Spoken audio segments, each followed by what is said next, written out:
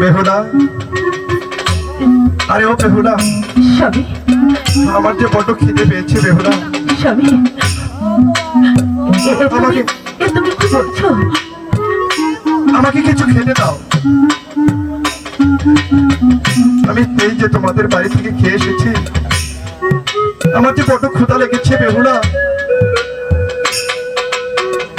তুমি তুমি যা পারো আমাকে কিছু খেতে দাও না। স্বামী আমি যে কথা বলতে পারছি না। স্বামী আমি কোথা থেকে তোমাকে খাবার দেবো স্বামী? এই লোহার বাসর ঘরে আমি যে কিছুই দেখতে পাচ্ছি না। বলছো বেহুলা?